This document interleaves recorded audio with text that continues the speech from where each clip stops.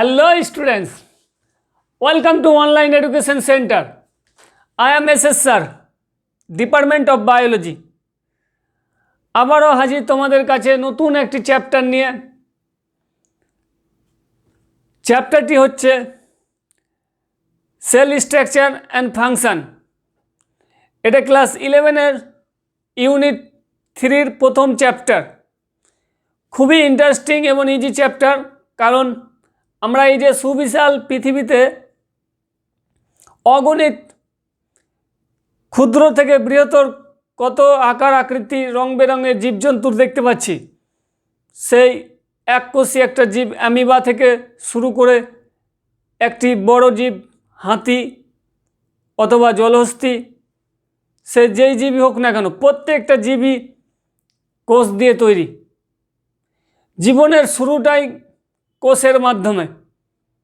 আমরা জানি ডিম্বাণু এবং শুক্রাণু ফিউশনের মাধ্যমে জাইগোট তৈরি হয় এবং সেই জাইগোট বৃদ্ধি বিকাশের মাধ্যমে পূর্ণাঙ্গ জীবে পরিণত হয়।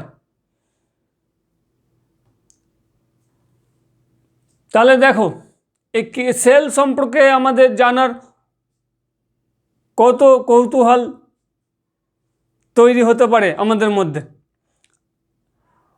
ওকে, চলো শুরু করা যাক। আজকে আমরা জানবো এই সেল সম্পর্কে। আজকের ক্লাসটা বেসিক ক্লাস। সেল স্ট্রাকচার এবং ফাংশন জানার আগে আমাদের বেসিক কিছু জানতে হবে।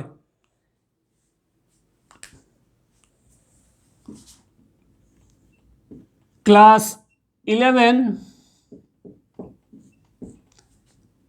ইউনিট 3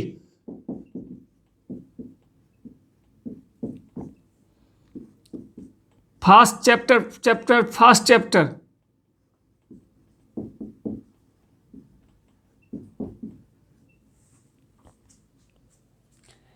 এইখান থেকে বোর্ড এক্সামে অথবা নিট এক্সামে দুইটি থেকে কোশ্চেন থাকতে পারে। ফার্স্ট চ্যাপ্টার হচ্ছে আমাদের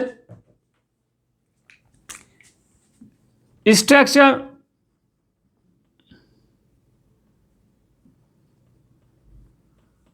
and function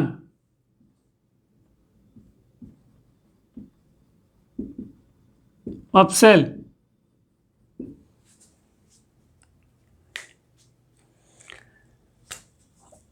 দুটি থেকে তিনটি কোশ্চেন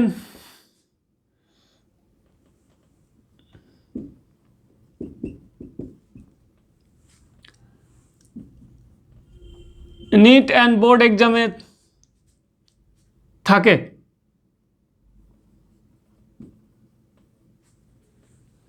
দুটি থেকে তিনটি কোশ্চেন নিট এবং বোর্ড এক্সামে থাকে।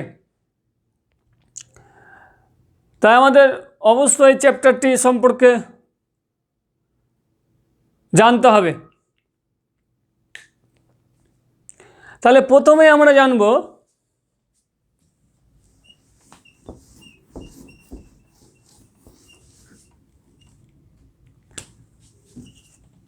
Sell biology.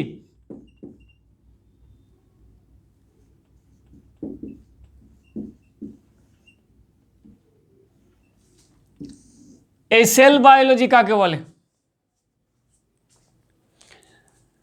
সেল বায়োলজি হচ্ছে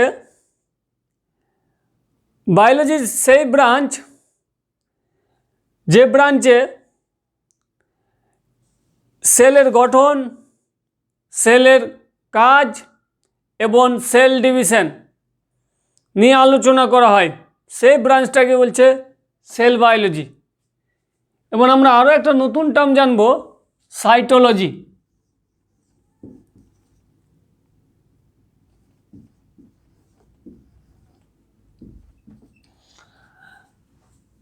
তাহলে অধ্যয়ন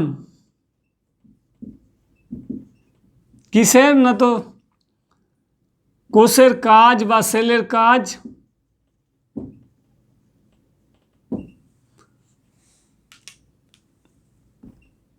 এক নম্বর গঠন, 2 নম্বর কাজ এবং 3 নম্বর সেল ডিভিশন বা কোষ বিভাজন।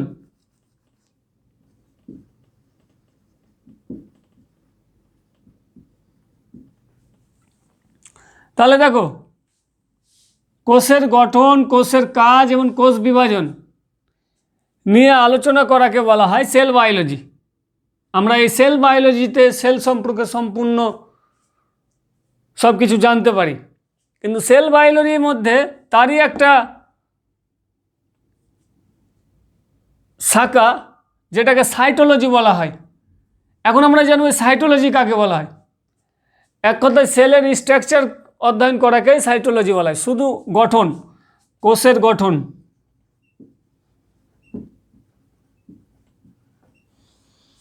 তাহলে আমরা জানলাম এই যে সেল সম্পর্কে জানার পূর্বে দুটি নতুন টার্ম, একটি হচ্ছে সেল বায়োলজি এবং সাইটোলজি কাকে বলে।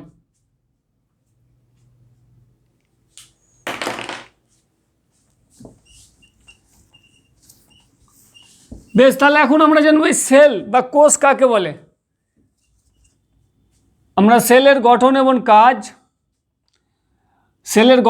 কাজ এই চ্যাপ্টারটা শুরু করার আগে তাহলে আমাদের অবশ্যই জানতে হবে যে কোষ কাকে বলে। কোষ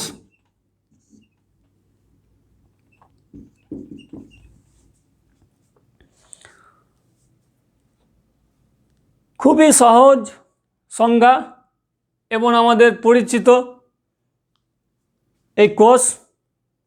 আমরা যেমন দেখছি চারিদিকে ঘরবাড়ি, এই ঘরবাড়ি জানি আমরা একটা একটা ইট দিয়ে তৈরি, অথবা আমাদের বর্তমানে আমরা মেঝেতে বিভিন্ন টাইলস বসাচ্ছি, সে টাইলসগুলো একটা একটা করে টাইলস আমরা বসিয়ে মেঝে তৈরি করছি, ফ্লোর তৈরি করছি রুমের। তাহলে এই টাইলসের ফ্লোর বলো অথবা আমাদের ঘরবাড়ি বলো, এগুলো একটা একটা ইউনিট দিয়ে তৈরি হচ্ছে। সেই ইউনিটগুলো হতে পারে টাইলস মেঝের ক্ষেত্রে, এবং ঘরের ক্ষেত্রে যেমন হতে পারে ইট, সেরকম আমাদের প্রত্যেকটা প্রাণী, প্রত্যেকটা জীব, সেই ক্ষুদ্র থেকে বৃহত্তর যেই জীব হোক না কেন, এরকমই একক একক ইউনিট দিয়ে তৈরি। এই একক একক ইউনিটগুলো হচ্ছে কোষ। যেমন একটা পুঁতির মালা, একটা একটা পুঁতি দিয়ে তৈরি, দিয়ে একটা মালা তৈরি করছে। তাহলে এই এককগুলো যেমন পুঁতি দিয়ে একটা মালা তৈরি করছে, সেরকম প্রত্যেকটা জীবদেহ তৈরি করছে এই কোষ দিয়ে। এখন কোষকে আমরা চিনলাম যে জীবদেহ, একটা একটা কোষ জুড়ে একটা এককোষী অথবা বহুকোষী জীব তৈরি করতে পারে। এখন কোষের আমরা সংজ্ঞার মাধ্যমে আমরা কোষ সম্পর্কে পরিচিত হব।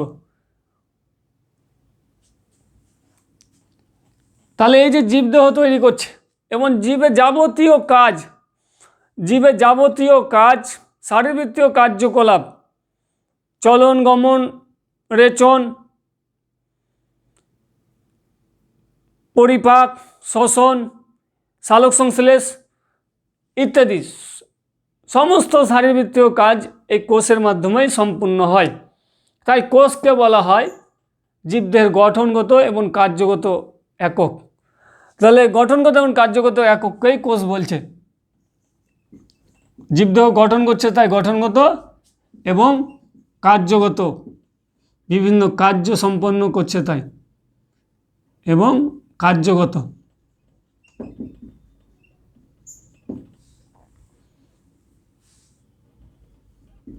একক। এখন হয়তো আমরা হাইপোথেটিক্যালি জানলাম গঠনগত এবং কার্যগত, কিন্তু আমরা লিটারেচারে জানব যে কোষকে কিভাবে সংজ্ঞায়িত করা হয়। আমরা যখন ফার্দার ইন ডিটেলসে পড়ব তখন কোষের সম্পর্কে আরও জানব, কিন্তু আমাদের এখানে সংজ্ঞাটা জেনে রাখা অবশ্যই উচিত। তাহলে কোষ হবে এই গঠনগত এবং কার্যগত এই ইউনিটগুলো, যেগুলো প্রভেদক ভেদ্য বা অর্ধভেদ্য পর্দা দ্বারা আবৃত থাকবে। প্রভেদক ভেদ্য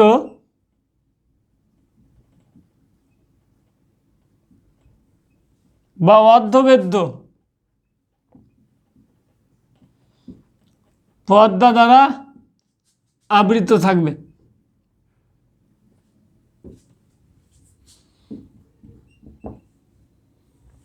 এবং প্রোটোপ্লাজম সমন্বিত হবে।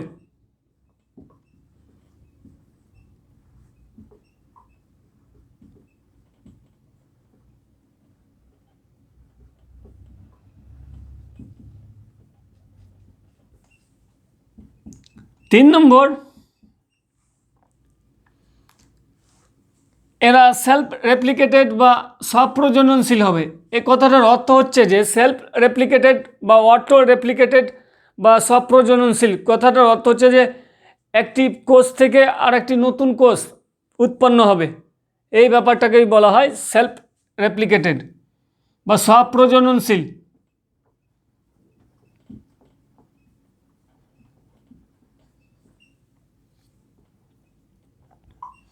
দেখো তাহলে প্রবেদক ভেদ্য বা অর্ধভেদ্য পর্দা দ্বারা আবৃত হচ্ছে, প্রোটোপ্লাজম সমন্বিত হচ্ছে, স্বপ্রজননশীল হচ্ছে। এই কন্ডিশনগুলো যখন পালন হবে, শর্তগুলো পালন হবে, তখনই তাকে আমরা কোষ বলবো। তখন তাকে আমরা কি বলবো? কোষ বলবো।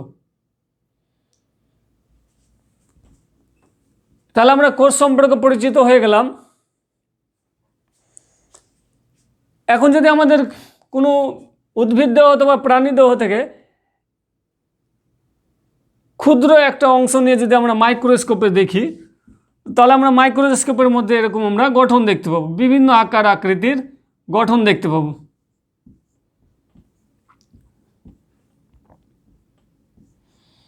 বিভিন্ন আকার আকৃতি এরকম আমরা এরকম বর্গাকারও দেখতে পারি, গোলাকারও দেখতে পারি, বহুভুজাকারও গঠন দেখতে পারি ইত্যাদি। এইরকম গঠন, কোষের গঠন এইরকম হতে পারে, বিভিন্ন আকার আকৃতির হতে পারে কোষের গঠন।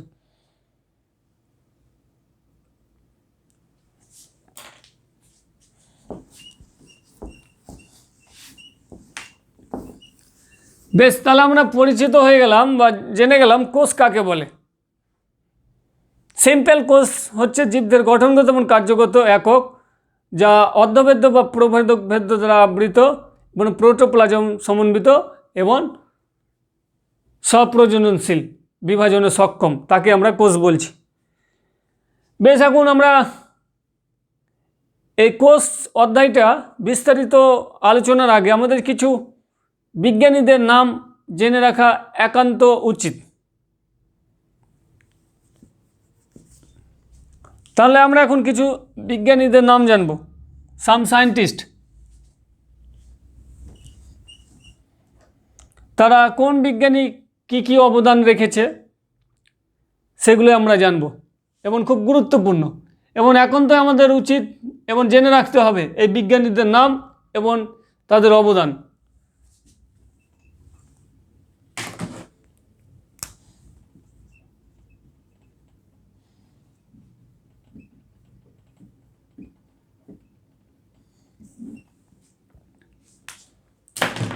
দেখো তাহলে এই আমরা মোটামুটি 1600 সেঞ্চুরি খ্রিস্টাব্দের দিকে থেকে কোষ সম্পর্কে ধারণা বিজ্ঞানীদের মধ্যে সৃষ্টি হয় এবং এই কোষ সম্পর্কে আলোচনা আলোকপাত শুরু হয়। যখন 1590 খ্রিস্টাব্দে হোল্যান্ডের ভ্রাতৃদ্বয় এফ জনসেন এবং জেড জনসেন, এই দুইজন চশমা বিক্রেতা যাদের সানগ্লাসের শপ ছিল, তারা মাইক্রোস্কোপ আবিষ্কার করেন। এই দুইজন বিজ্ঞানী এফ জনসেন, তাহলে প্রথম একজন বিজ্ঞানী এফ জনসেন এবং জেড জনসেন ভ্রাতৃদ্বয়।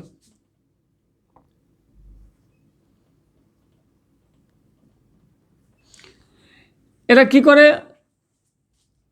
1590 খ্রিস্টাব্দে অণুবীক্ষণ যন্ত্র আবিষ্কার করেন। এই দুই ভাই এরা হোল্যান্ডের দুইজন চশমা বিক্রেতা ছিলেন। কি করেন না, তো অণুবীক্ষণ যন্ত্র আবিষ্কার করেন।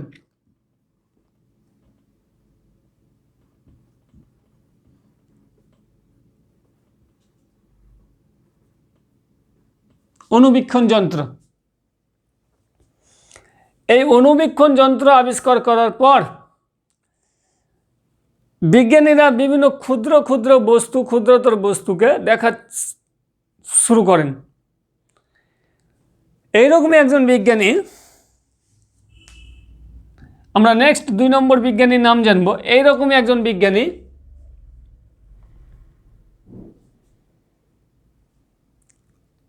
Robert Hooke. রবার্ট হুক বলে একজন বিজ্ঞানী,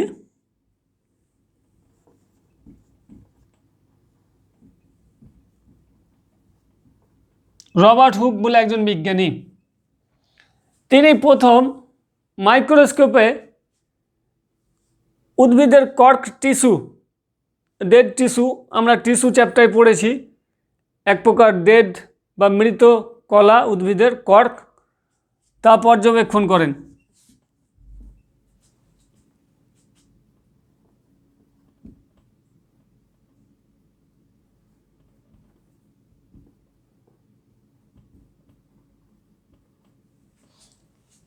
বেশ, তাহলে এই যে রবার্ট হুক,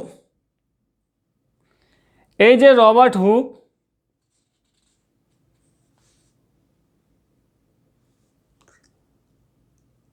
এই বিজ্ঞানী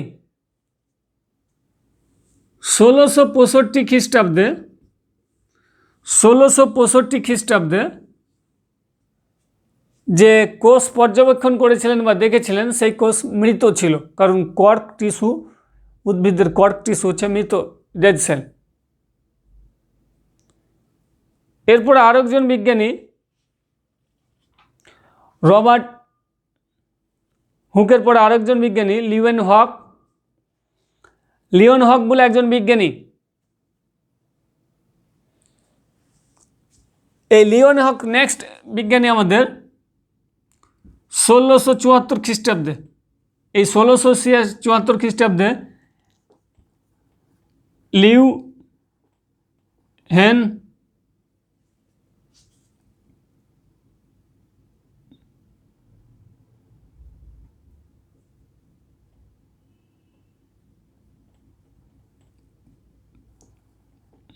লিওহেন হুক, এই লিওহেন হুক বলে একজন বিজ্ঞানী 1674 খ্রিস্টাব্দে অণুবীক্ষণ যন্ত্রে নদী, নালা, বিভিন্ন জলাশয়ের জল নিয়ে মাইক্রোস্কোপের মধ্যে দেখতেন তিনি, এবং তিনি অনেক অণুজীব যেমন ব্যাকটেরিয়া তিনি মাইক্রোস্কোপের মধ্যে দেখেন, অনেক ক্ষুদ্র ক্ষুদ্র জীব যেগুলো নড়াচড়া করছে। এছাড়া তিনি মানুষের স্পাম বা শুক্রাণু পর্যবেক্ষণ করেন। তাহলে এই বিজ্ঞানী 1674 খ্রিস্টাব্দের লিওয়েন হক প্রথম জীবিত কোষ পর্যবেক্ষণ করেন, জীবিত কোষ।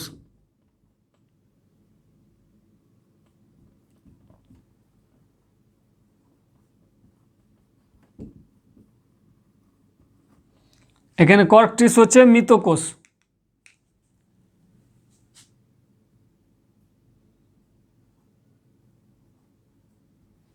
তাহলে এটা আমাদের অবশ্যই মনে রাখতে হবে। তাহলে 3 জন বিজ্ঞানীর আমরা অবদান এবং নাম জানলাম। এরপর আমরা নেক্সট জানব আরও কিছু বিজ্ঞানীর নাম, আরও 3 জন বিজ্ঞানীর নাম। প্রথম হচ্ছে একজন বিজ্ঞানী যিনি 1838 খ্রিস্টাব্দে, 1838 খ্রিস্টাব্দে মিথিয়াস স্লেইডেন, মিথিয়াস স্লেইডেন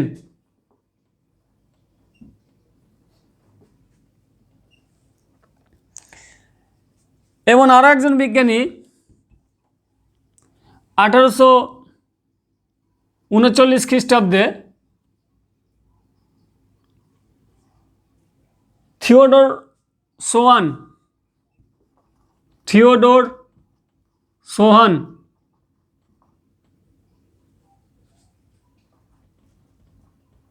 থিওডর সোয়ান বলে একজন বিজ্ঞানী। এই দুইজন বিজ্ঞানী, এখন কে কোন প্রকার বিজ্ঞানী আমাদের জেনে মনে রাখতে হবে। একজন ছিলেন জুওলজিস্ট এবং একজন ছিলেন বোটানিস্ট। একজন ছিলেন প্রাণীবিদ বা প্রাণীবিজ্ঞানী এবং একজন ছিলেন উদ্ভিদ বিজ্ঞানী। যাক, এখানে একটা টার্ম আমরা জানছি সোয়ান। সোয়ান শব্দটা, এই টার্মটা, এই ওয়ার্ডটা নাম রাখা হয়, ছেলেদের নাম রাখা হয়। তাহলে সোয়ান এই যে একজন মানুষের তাহলে নাম হতে পারে, তাহলে এই যে ইনি হচ্ছেন একজন প্রাণী বিজ্ঞানী। তাহলে আমাদের খুব সহজেই মনে থাকবে যে সোয়ান ছিলেন প্রাণী বিজ্ঞানী।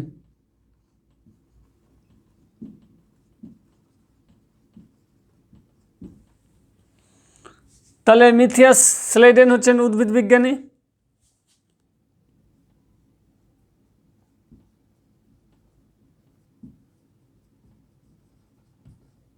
বেশ, এখন এরা কি করেছিলেন, এরা সেল থিওরি বলে তথ্য দিয়েছিলেন। সেল থিওরি বলে তথ্য দিয়েছিলেন দুজনে মিলে। সেল থিওরি বলে তথ্য দিয়েছিলেন দুজন মিলে। এখন এই যে বিজ্ঞানী মিথিয়াস স্লেডেন, উদ্ভিদ বিজ্ঞানী, তিনি অনেক উদ্ভিদদের কলাকোষ নিয়ে পর্যবেক্ষণ করতেন মাইক্রোস্কোপে, এবং তিনি দেখেন যে প্রতিটি উদ্ভিদের ক্ষেত্রে কলাকোষে এক বিশেষ প্রকার গঠন দেখতে পান। যে বিশেষ প্রকার গঠন হচ্ছে জীবদের গঠনগত একক বলে তিনি আখ্যা দেন। এরপরে অপরদিকে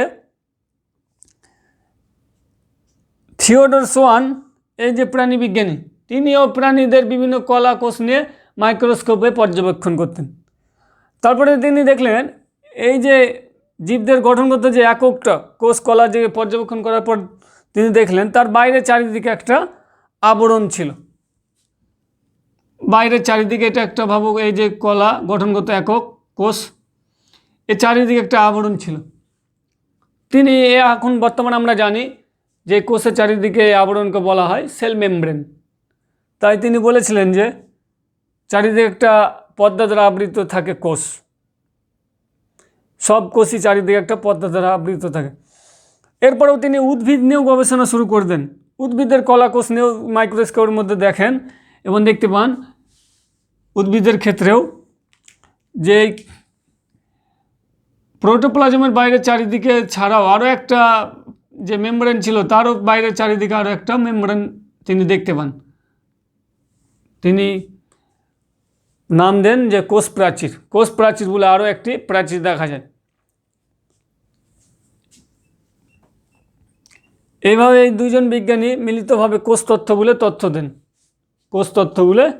তথ্য দেন। কিন্তু তারা ব্যাখ্যা করতে পারেননি যে এই যে কোষ কিভাবে তৈরি হচ্ছে, উৎপত্তি হচ্ছে, নতুন কোষের কিভাবে উৎপত্তি ঘটে। এরপর আরেকজন বিজ্ঞানী 1855 খ্রিস্টাব্দে রুডল্ফ বলে একজন বিজ্ঞানী, তিনি বলেন প্রতিটি কোষ তার পূর্ববর্তী কোষ থেকে উৎপত্তি হয়, অর্থাৎ প্রি এক্সিস্টিং সেল থেকে নতুন সেল ডিভিশনের মাধ্যমে নতুন কোষ উৎপন্ন হয়। তাহলে নতুন কোষ পূর্ববর্তী কোষ থেকে উৎপন্ন হয়।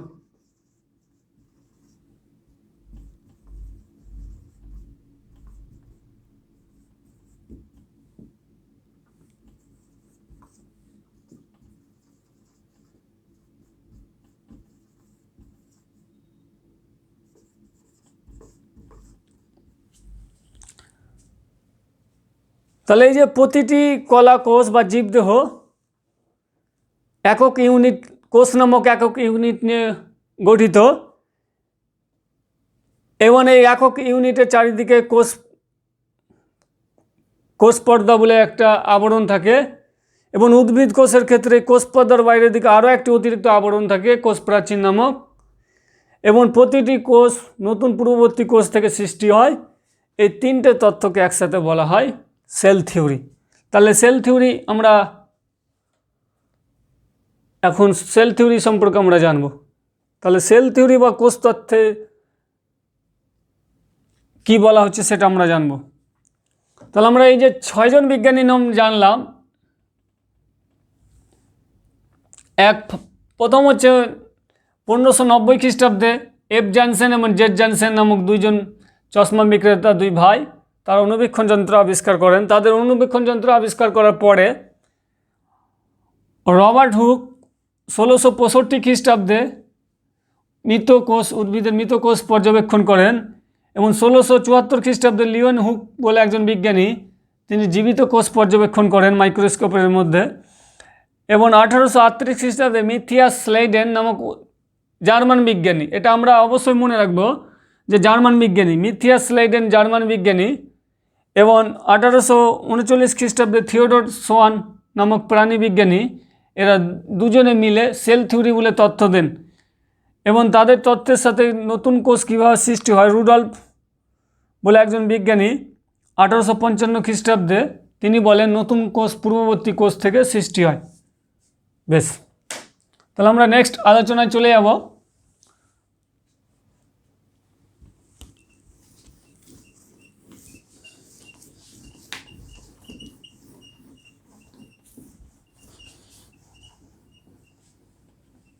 এখন আমরা নেক্সট আলোচনা দেখব সেল থিওরি বা কোষ তত্ত্ব।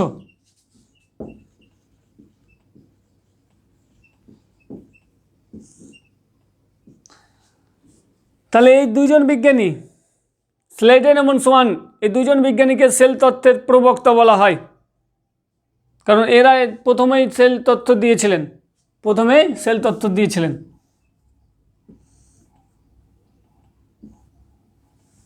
তাহলে সেল তত্ত্বে কি বলছে,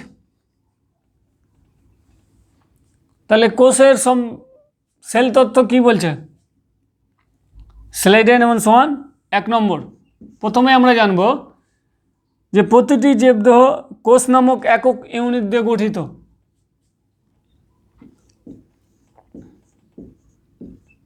প্রতিটি জীবদেহ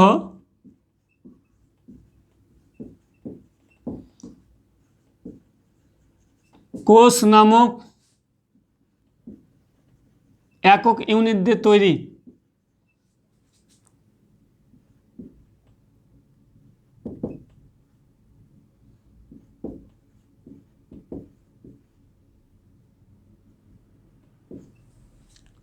দুই নম্বর, প্রতিটি একক ইউনিটের চারিদিকে একটি পর্দা থাকে। প্রতিটি একক ইউনিট পর্দা দ্বারা আবৃত। প্রতিটি একক ইউনিট ব্র্যাকেটে কোষ পর্দা দ্বারা, প্রতিটি একক ইউনিট চারিদিকে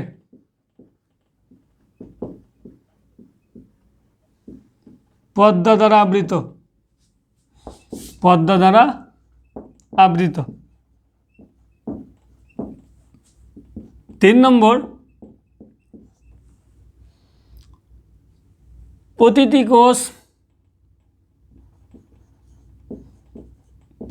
কোষ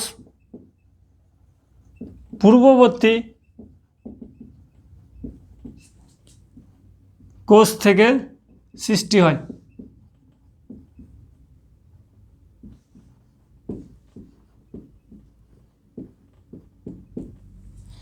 তাহলে সেল থিওরি বা কোষ তত্ত্ব সম্পর্কে আমরা জানলাম। বেশ, এখন আমরা নেক্সট আলোচনায় চলে যাব।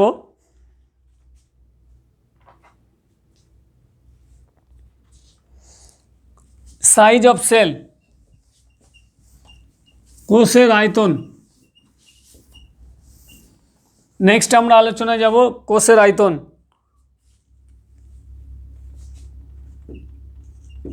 সাইজ অফ সেল বা কোষের আয়তন।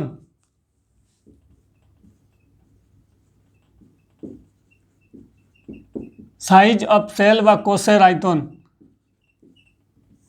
বেশ, কোষ খুব ক্ষুদ্র, এতই ক্ষুদ্র যে খালি চোখে দেখা যায় না, কিন্তু কিছু কোষ আছে যেগুলো আমরা খালি চোখে দেখতে পাই। তা এখন বিভিন্ন প্রকার সাইজের কোষ আমরা সম্পর্কে আলোচনা করব। ওকে, 1 নম্বর যেটা আমরা দেখব, সবচেয়ে ছোট ক্ষুদ্র কোষ। সবচেয়ে ছোট ক্ষুদ্র কোষ, প্রাণী কোষ, ক্ষুদ্র প্রাণী কোষ।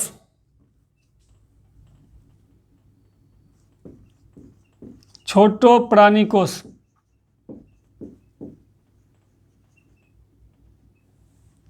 ছোট প্রাণী কোষ।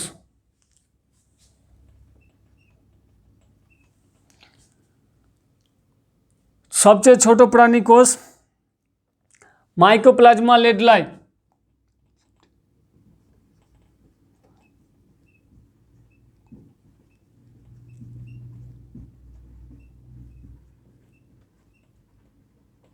মাইকোপ্লাজমা লেডলাই অথবা মাইকোপ্লাজমার এর আরও প্রজাতি আছে, mycoplasma gallisepticum, mycoplasma লেডলাই, mycoplasma gallisepticum.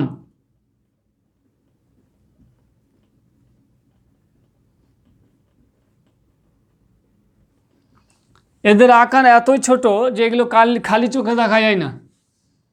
0.1 micrometer, এত ক্ষুদ্র, খালি চোখে দেখা যায় না, মাইক্রোস্কোপ ছাড়া। মাইক্রোস্কোপ ছাড়া খালি চোখে দেখা যায় না। এরপর আমরা 2 নম্বর দেখব যে বড় প্রাণী কোষ। সবচেয়ে বড় প্রাণী কোষ।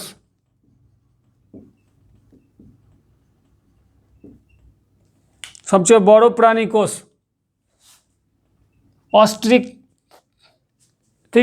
অস্ট্রিক্সের এগ বা উট পাখির ডিম।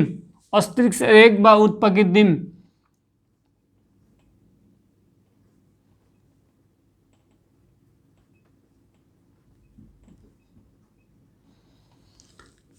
উট পাখি ডিম বা অস্ট্রিচ থেকে, এগুলোর মান আমাদের কোনগুলো সাইজ কত বড় এগুলো আমাদের জানার প্রয়োজন নেই, এগুলো পরীক্ষা পড়বে না, শুধু আমাদের নামগুলো জেনে রাখতে হবে।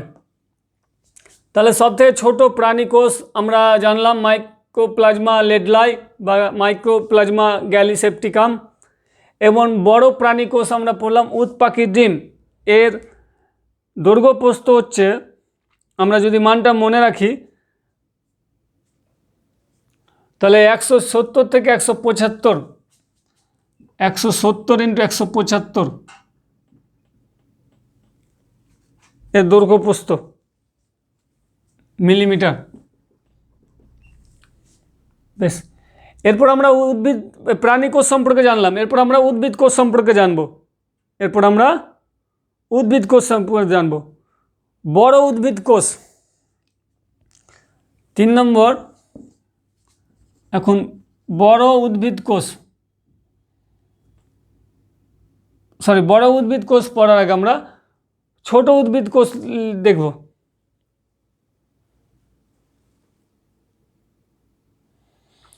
বড় উদ্ভিদ কোষ, ছোট উদ্ভিদ কোষ আমরা জানবো না। বড় উদ্ভিদ কোষ।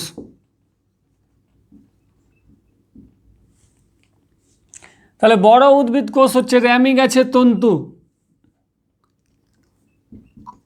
র্যামি গাছের তন্তু।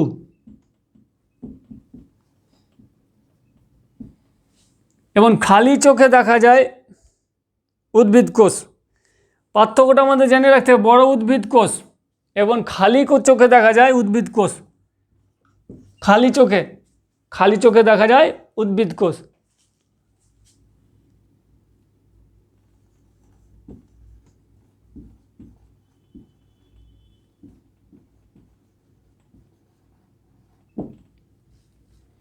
উদ্ভিদ কোষ।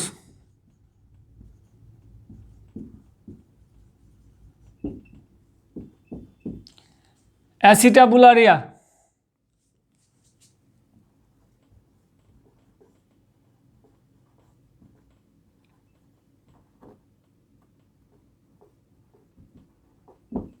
খালি চোখে দেখা যায় উদ্ভিদ কোষ অ্যাসিটাবুলারিয়া, আর বড় উদ্ভিদ কোষ হচ্ছে র্যামি গাছের তন্তু।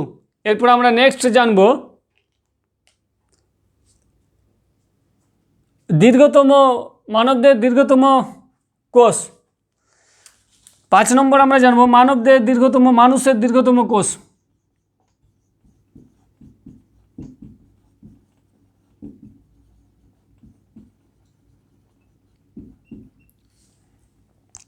নিউরন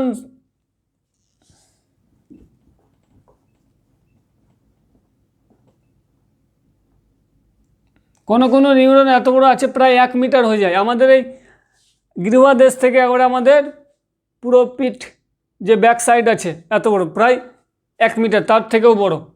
তাহলে মানুষের দীর্ঘতম কোষ হচ্ছে নিউরন। এবং মানুষের 6 নম্বর আমরা জানব মানুষের ক্ষুদ্রতম কোষ।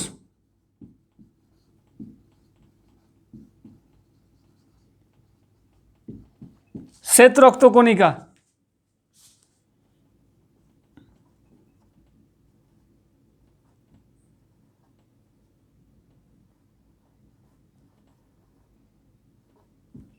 ব্র্যাকেটে লিম্ফোসাইট।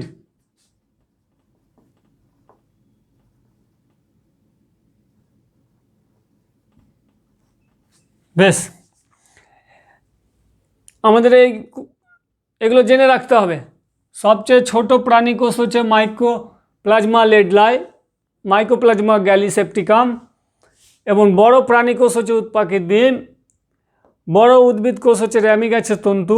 খালি চোখে দেখা যায় উদ্ভিদ কোষ হচ্ছে অ্যাসিটাবুলারিয়া। মানুষের দীর্ঘতম কোষ হচ্ছে নিউরন এবং মানুষের ক্ষুদ্রতম কোষ হচ্ছে শ্বেত রক্তকণিকা বা লিম্ফোসাইট। এগুলো আমাদের জেনে রাখতে হবে। তাহলে বেশ, এরপর আমরা জানব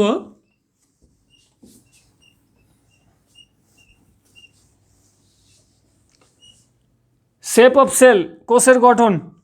কোষ দেখতে কেমন হতে পারে সে সম্পর্কে আমরা জানব। কোষের গঠন বা শেপ অফ সেল। কোষের শেপ বা গঠন, ওটা আয়তন জানলাম। এবার আমরা গঠন জানবো, দেখতে কেমন গঠন। কোষের গঠন বা শেপ জানবো আমরা। এখন কোষ যদি আমরা মাইক্রোস্কোপে দেখি বা যেগুলো খালি চোখেও দেখা যায় অনেক কোষ, তো বিভিন্ন আকার আকৃতির মধ্যে আমরা কোষদের দেখতে পাই। কোনো কোষ গোলাকার, তো কোনো কোষ ডিম্বাকার, কোনো কোষ তারাকার, তো কোনো কোষ ব্যাঙাচির মতন ইত্যাদি, বা কোনো কোষ রডের মতন আকৃতি, রড শেপ। তাহলে বিভিন্ন টাইপের হতে পারে কোষের গঠন বা শেপ, বিভিন্ন টাইপ হতে পারে, ডিফারেন্ট টাইপ হতে পারে। গোলাকার যে কোষগুলো হয় স্ফেরিক্যাল বলা হয়। দণ্ডাকার যেগুলো বলা হয় সেগুলো ব্যাসিলাস।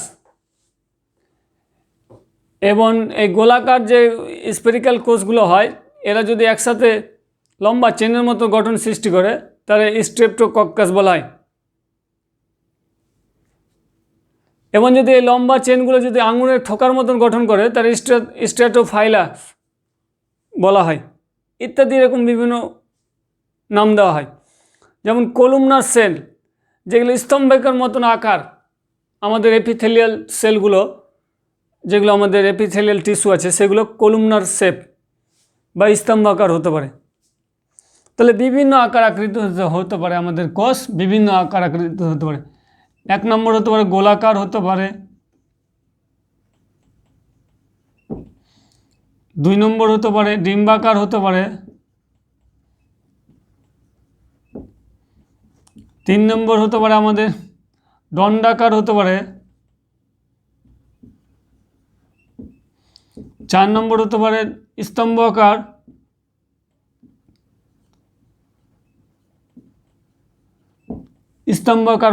5 নম্বর তারাকার হতে পারে,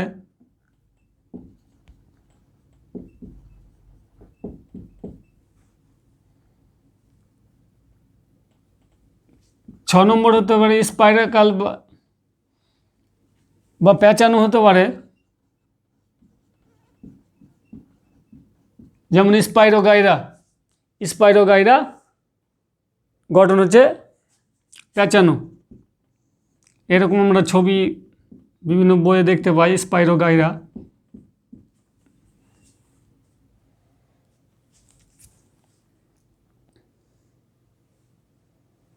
গোলাকার কোষের উদাহরণ হতো ডিপ্লোকক্কাস নিউমোনি ইত্যাদি। বিভিন্ন আকার আকৃতিতে আমরা কোষ দেখতে পাই। আমরা এই আকার আকৃতির সাথে উদাহরণগুলো মনে রাখব। যেমন তারাকার বা অ্যাস্ট্রয়েড স্ট্রাকচার, নিউরন সেল, স্তম্ভকার এপিথেলিয়াল সেল, দণ্ডাকার ব্যাকটেরিয়া সেল, ডিম্বাকার ওভাম হিউম্যান ওভাম, গোলাকার ডিপ্লোকক্কাস নিউমোনির যে কোষ গঠন সেটা গোলাকার ইত্যাদি। আমরা এগুলো মনে রাখবো। কোষ বিভিন্ন আকার আকৃতিতে হতে হয়। এখন এই কোষের যে মেজারমেন্ট, আমরা কোষের unit of measurement of cell measurement আমরা কিভাবে করি, কি কি ইউনিট ব্যবহার করি সেগুলো আমরা জানবো। সেল মেজারমেন্ট,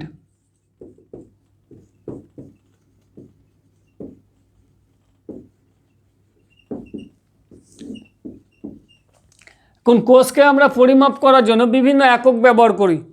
যেমন আমরা খাদ্যবস্তু পরিমাপ করার জন্য কেজি, গ্রাম ইত্যাদি পরিমাপ করি, সেরকম কোষকে পরিমাপ করার জন্য বিভিন্ন একক ব্যবহার করা হয় এবং সেই এককগুলো সম্পর্কে আমরা জানব। এরকমই একটা একক মিলিমিটার,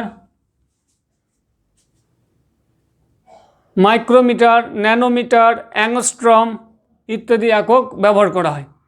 এখন এই এককগুলোর সাথে আমরা মিটারের সাথে সম্পর্কটা জানব।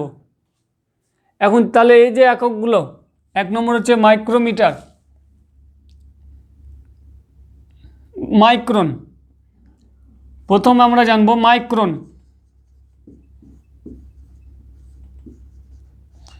যাকে বর্তমানে মাইক্রোমিটার বলা হয়।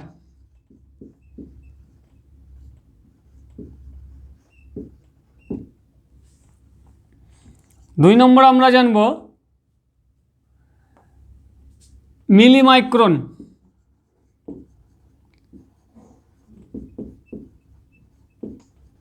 বর্তমানে যাকে বলা হয় ন্যানোমিটার।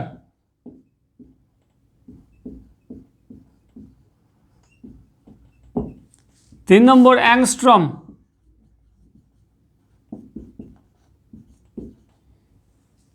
এখন আমরা এর চিহ্নগুলো দেখব, সিম্বলগুলো।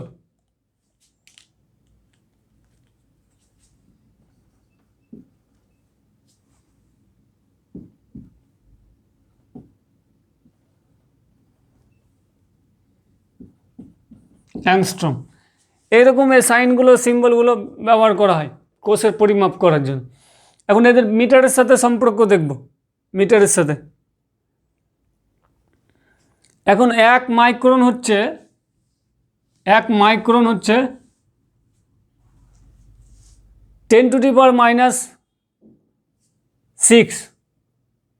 মিটারের সাথে তুল্য।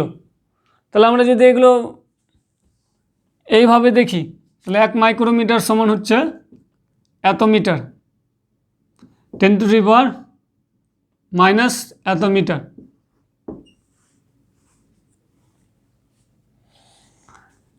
1 ন্যানোমিটার সমান হচ্ছে 10⁹ মিটার। 1 অ্যাংস্ট্রম হচ্ছে 10⁻⁻10 মিটার। এগুলো মিটারের সাথে সম্পর্ক, এই এককগুলো ব্যবহার করা হয়। বাস, তাহলে আমরা জানলাম যে সেলের মেজারমেন্ট কীভাবে করা হয়, সেই ইউনিটগুলো সম্পর্কে আমরা পরিচিত হলাম। ওকে, এখন আমরা নেক্সট জানব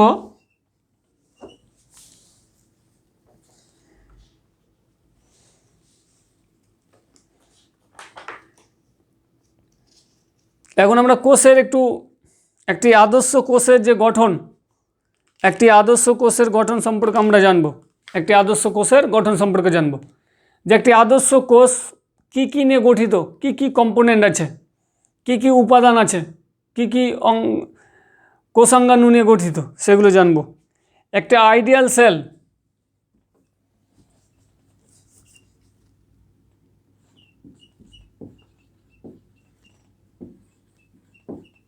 সেই কোষ যে কোনো কোষই হোক না কেন, বেশ দেখা যাচ্ছে না, আমি নিচে লিখছি আইডিয়াল সেল। এই যে আইডিয়াল সেল, মানে কমন কি উপাদান অঙ্গাণু থাকতে পারে একটা কোষকে যদি আমরা দেখি, এখানে আমরা চিত্র আকারে দেখব এইভাবে একটা কোষ। তাহলে কোষের বাইরের দিকে আমরা চারিদিকে দেখছি একটা আবরক থাকছে। কোষের একটি আবরক থাকতে পারে, দুটি থাকতে পারে, তিনটিও থাকতে পারে, এগুলো আমরা পরে জানবো যখন ইন ডিটেলসে পড়বো বিভিন্ন সেল অর্গানিল সম্পর্কে। তাহলে এক কথায় আবরক থাকছে।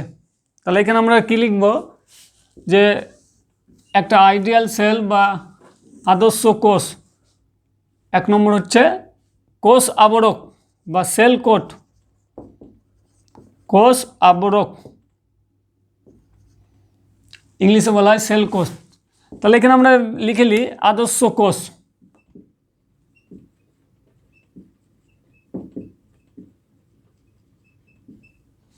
বেশ, এখন এই সেল কোট বাইরে থাকছে এবং ভেতরে পুরো অংশটাকে, সজীব অংশটাকে বলছে হয় ভেতরের প্রোটোপ্লাজম। ভেতরের পুরো লিভিং পার্টগুলোকে বলছে একসাথে, এক কথায় পুরো সমগ্র অংশটাকে বলছে, এই সমগ্র অংশটাকে বলছে প্রোটোপ্লাজম। তাহলে আমরা সেলকে প্রাথমিকভাবে দুটি কম্পোনেন্টে বা উপাদানে ভাগ করে দিলাম, এক কোষ আবরক, দুই হচ্ছে প্রোটোপ্লাজম।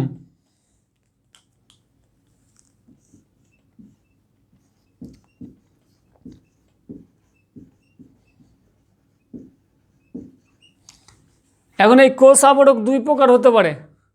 এই কোষ আবরক দুই প্রকার হতে পারে। এক, প্রথম হচ্ছে কোষ পর্দা হতে পারে,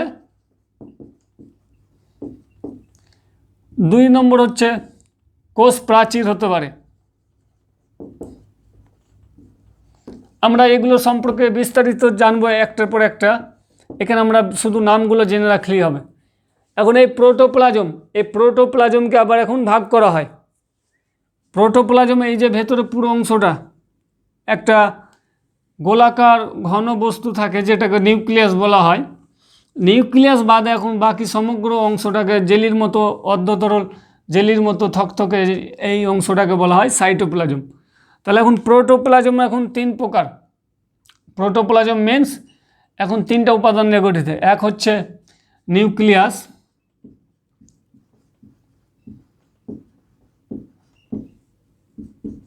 দুই নম্বর হচ্ছে সাইটোপ্লাজম,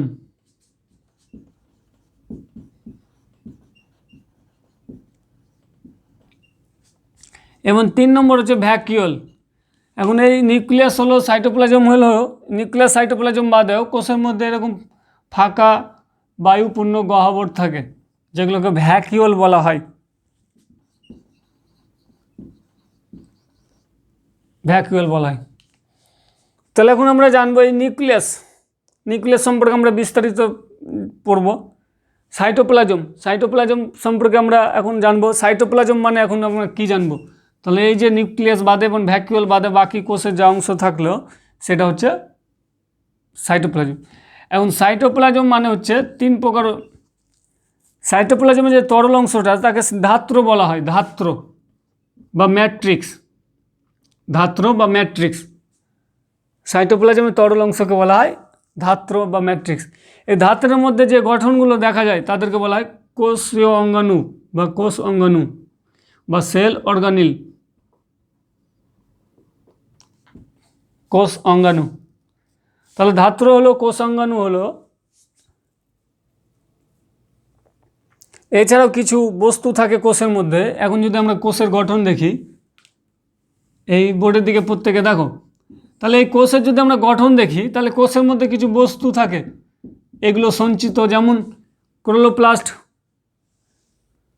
কোষের মধ্যে ক্লোরোফিল থাকে, খাদ্য তৈরি হয়, তাহলে খাদ্যগুলো জমা থাকতে পারে, তাহলে সঞ্চিত খাদ্যবস্তু হতে পারে। অথবা কোষ কাজ করছে, সবসময় কাজ করছে, কোষের মধ্যে দূষিত পদার্থ, রেচিত পদার্থ তৈরি হতে পারে, তাহলে রেচিত বস্তু থাকতে পারে। তাহলে তিন নম্বরে সাইটোপ্লাজম মানেই বা সাইটোপ্লাজমের মধ্যে থাকতে পারে সঞ্চিত খাদ্যবস্তু থাকতে পারে,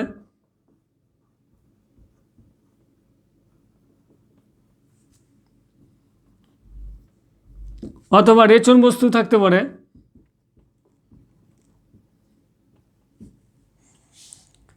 এবং ভ্যাকিউল বায়ুপূর্ণ, যেমন আমরা জলের মধ্যে বুদবুদ দেখি সেরকম কোষের মধ্যে এরকম বুদবুদ থাকে, বায়ুপূর্ণ থাকে। এগুলো রেচনে সহায়তা করে। আমরা যখন বিভিন্ন ডিটেলসে পড়বো প্রত্যেকটা অর্গানেল সম্পর্কে তখন আমরা জানবো এগুলো রেচনে সাহায্য করে। এখন এই যে সাইটোপ্লাজমের যে কোষ অঙ্গাণু, এই যে আমরা কোষ অঙ্গাণু লিখলাম, কোষ অঙ্গাণু। এখন এই কোষ অঙ্গাণু অনেক প্রকারের হতে পারে। এক হতে পারে মাইটোকন্ড্রিয়া। এখন এই ছবির মধ্যে দেখবো আমরা যে এইখানে ভাবো নিউক্লিয়াস আছে, এইটা ভাবো এখন নিউক্লিয়াস। তাহলে নিউক্লিয়াসের এই নিউক্লিয় পর্দা কি হয়, বেড়ে গিয়ে এভাবে একবারে কোষ পর্দা পর্যন্ত যুক্ত থাকতে পারে, যেগুলোকে আমরা বলি ইয়ার বা এন্ডোপ্লাজমিক রেটিকুলাম। এছাড়া নিউক্লিয়াসের মধ্যে এছাড়া সাইটোপ্লাজমের মধ্যে থাকতে পারে এরকম ব্যাগের মতন থলি আকার গলগি বডিস, অথবা থাকতে পারে মাইটোকন্ড্রিয়া লম্বা দণ্ডাকার, অথবা থাকতে পারে রাইবোজোম ইত্যাদি। বিভিন্ন প্রকার কোষ অঙ্গাণু থাকতে পারে।